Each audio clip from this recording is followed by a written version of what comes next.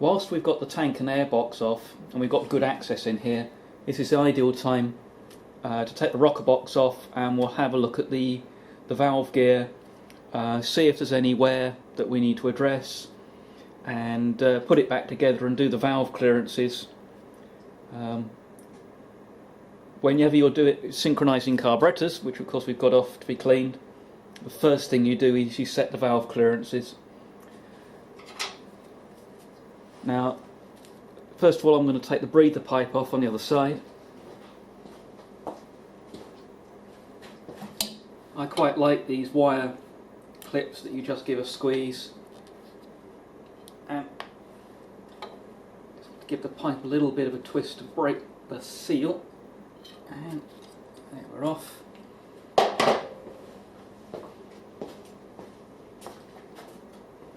Now, I often do this job with the tank in place, and I find that one of these driver bits,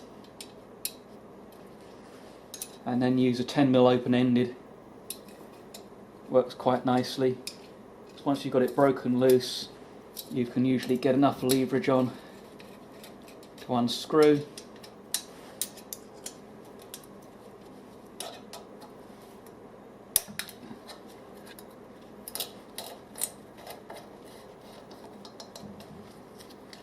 There's just 3.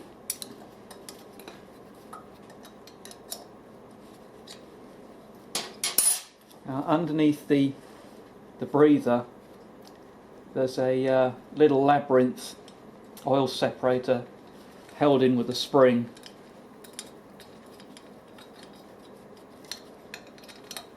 So I'm going to leave this one reasonably tight. Back out the other 2. And sometimes it's easier, as in this case where the gasket's holding it down. Give that a little bit of leverage, and off it comes. And it's nice to see this has been put together with no sealant on the gasket. They don't need any because the surfaces are really nicely machined, and it means that I won't have to replace the gasket. There's the spring. The labyrinth is cone shaped and normally is wedged in, and it's looking rather dry up here, which indicates that either the bike, it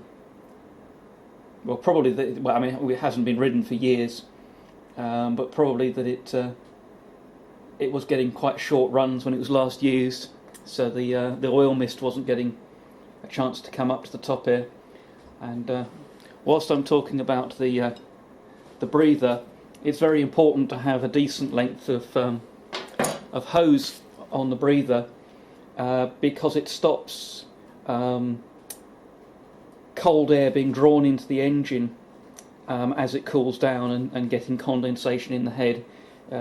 It doesn't draw in a great deal of volume, and if the pipe's long enough, the moist air only doesn't really make it in here and condense. So to check the valve clearances, we need to have the engine side case off, and to be able to see the timing marks. So I'll reposition the camera and we'll take this off next.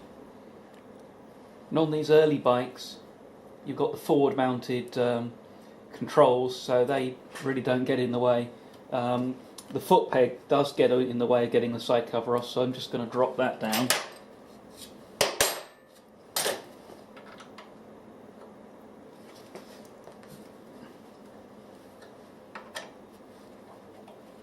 I don't have to take it off, I can just drop it out the way.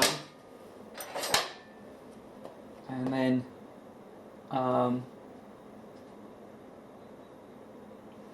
sometimes this chain guard extension can get in the way a little.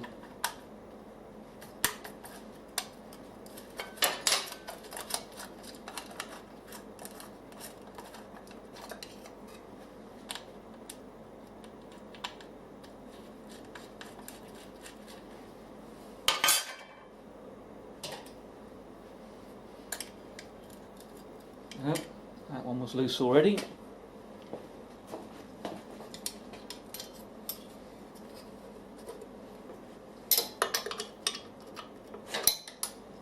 that one's missing.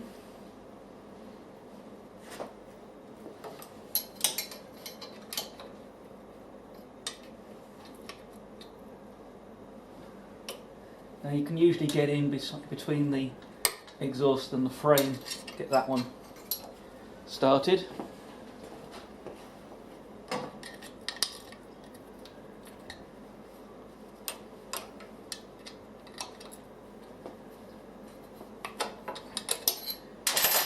Same there.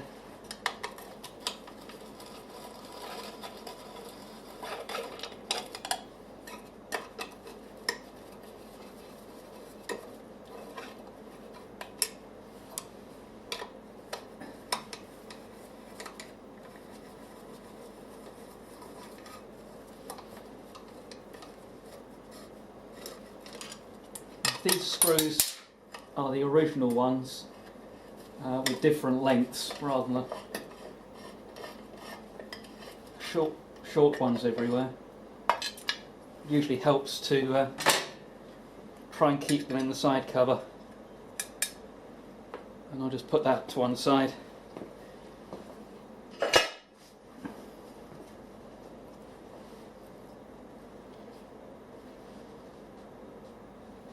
I thought that was spider web, but it appears to be a bit of cloth. Okay, I'll bring you in a little tighter and I'll show you the timing marks. And hopefully you can see this okay.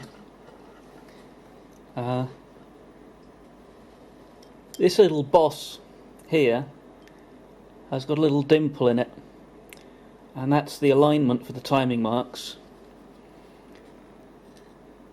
And you can see here on the flywheel, or hopefully you can see here, an arrow that says PMS 1, and that's top dead centre on cylinder 1. And of course there are two top dead centres on a 4-stroke, so you need to make sure it's the stroke on which both valves are fully closed. You know, it's the compression stroke. And if I turn the flywheel around a bit, you'll see another mark coming into view, which is marked ANT1. ANT is anterior, meaning front, and that's the full advance ignition timing mark. And if I turn a little further, you'll see PMS2, and that's the top dead centre for the rear cylinder. There is no separate ignition timing mark for the rear cylinder, and it can be, if you've got a rather rough running bike, it can be worth transferring the distance between top dead centre and ignition advance around onto the rear cylinder, so you can check the timing on both cylinders, as problems with the my light decides to fall off. Problems with the pickup and the ignition units can cause the timing to be out, and you have to do some work to fix it. Anyway, that's the position of the timing marks on the pre-electric start engines. And I'll reposition again and show you where they moved to on the electric start engines. Now the timing position back here goes with this early style flywheel that's all machined surfaces.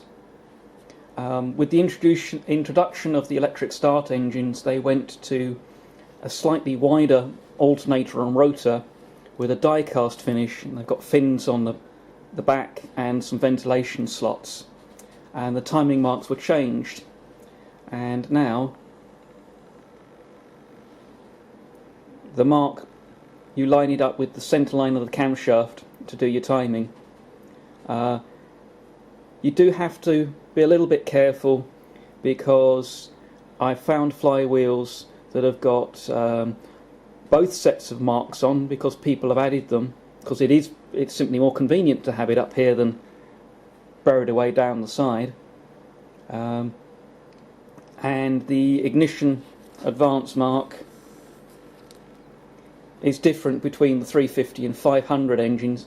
On one occasion I actually came to a flywheel that had timing marks for both positions, both cylinders, and for 350 and 500, and I ended up having to remove most of the marks because they just ended up being confusing.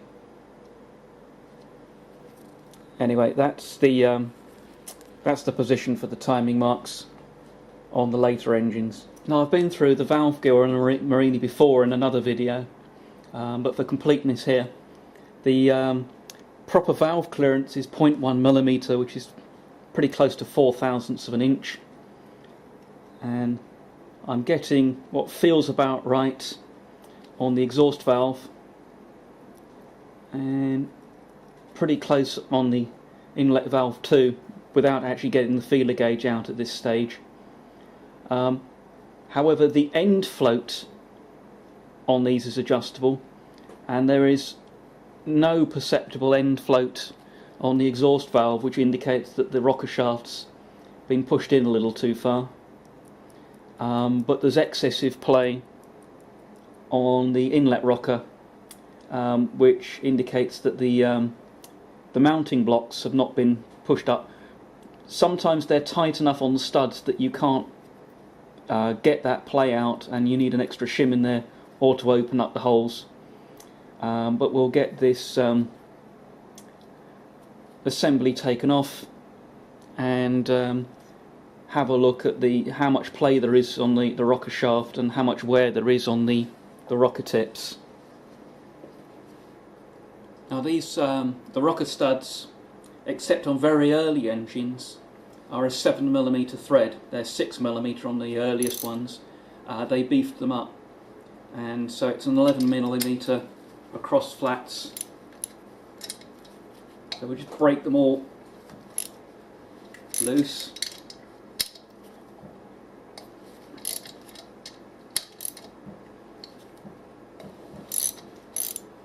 Now we haven't got any valves compressed, so I can just whip them all off.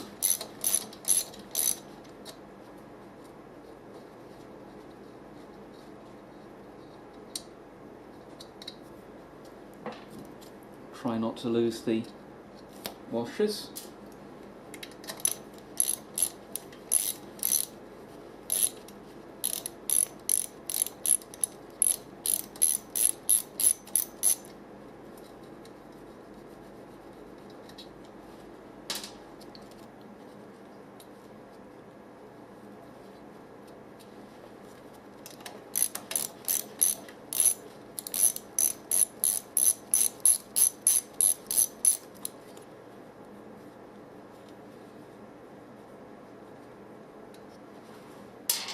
It's not always easy to lift the washers off, so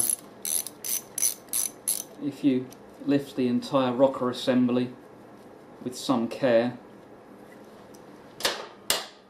you should be able to retrieve them as you get to the top.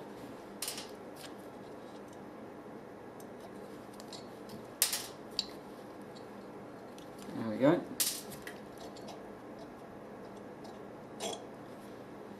That's the valve gear off, everything's looking nice and clean.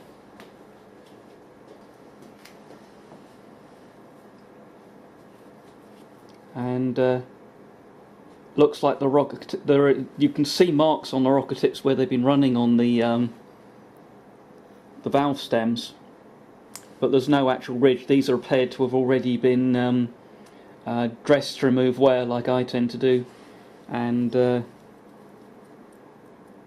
very little sideways rock on the rocker shaft, a little bit more on the inlet side, not enough that I probably want to go to the extent of rebushing them. So I'll put that back together. I just want to, with everything off, yeah, there's enough movement there that I can tighten the blocks up and take out the side play on the inlet. So when you're putting these together, you can tilt them far enough to get the balls into the cups on the push rods and get everything down in place. So I'll put everything back together and then quickly go through the adjustment. Get the side play adjusted on the inlet side. It's a question of squeezing the two rocker blocks together, and with this inlet side one all the way in this direction, I can still get some side play. So I'm going to just keep my finger on this block, and I'm just going to gently nip down one of the bolts on this post and get the rocker assembly push this way to take the side play out before unlocking down the second post.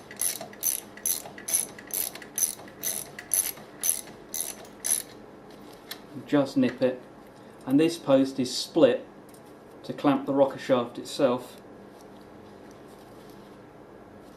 and that just sets the side play on this rocker, so there should just be a little bit of side play.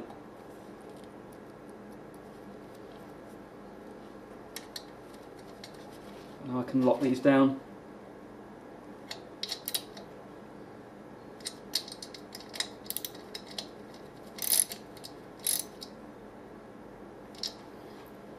Now this rocker post is split to clamp the rocker shaft, so this front fastener will never feel tight. You just want to nip it down.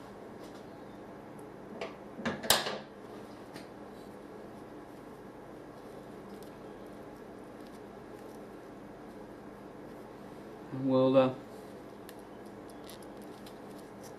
we've got play on both of those. We need to come back and set the actual clearances next. Now the locking nut is 10mm, so we'll just back that off, and this is the factory supplied with the bike tool that just fits the top of the square head adjuster. And we'll get the feeler gauge in, and it should just be lightly gripping the feeler gauge is the correct adjustment, because it does try and vary when you're doing up the lock nut, so you need to try and hold the adjuster central, check the feel,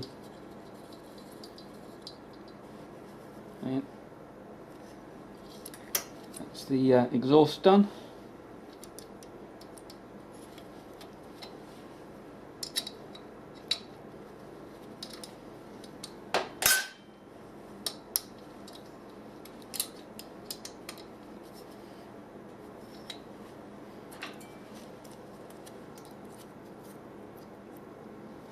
This is where if the rocker tips are worn, the feeler gauge gives a false reading because it's not able to, it's not going between necessarily the top of the valve stem and the rocker. It's instead going between the high points of the edges of the rocker and the end of the valve stem.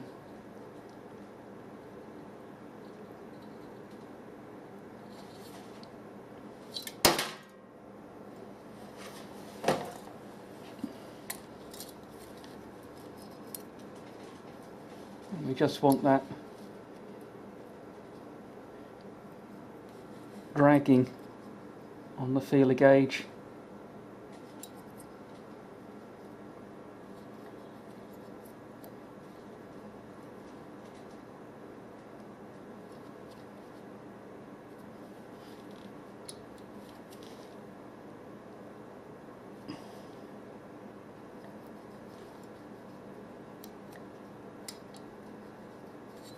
Like that, and then Snap up the adjuster.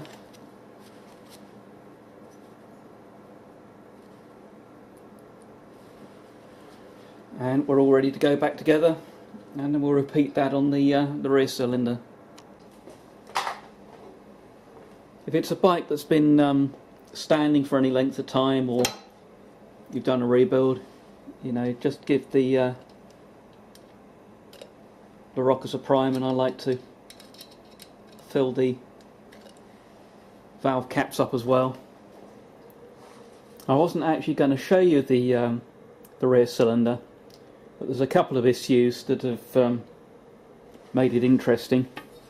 One is, this is the early bike with the ignition switch mounted here, and there isn't the clearance to get the rocker box off, so I'm going to take the ignition switch out the way.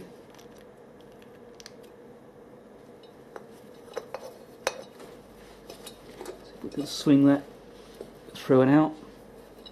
Okay, and now there's room, so we're getting the gasket caught up. There we go.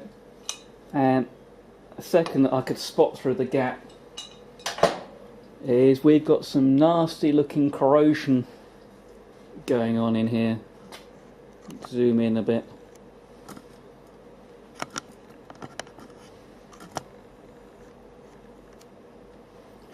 So you can see all this, and this is condensation that's done this.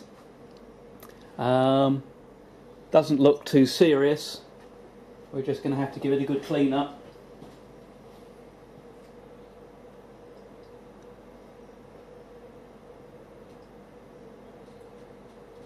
There's a certain amount of sludge in and around the valves that we'll endeavour to get out of there without actually having to remove the rear head.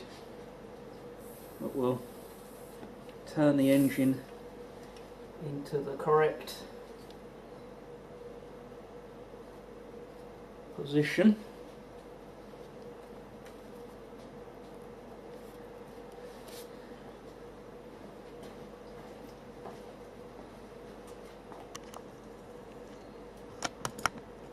And make a start on getting it off and everything cleaned up.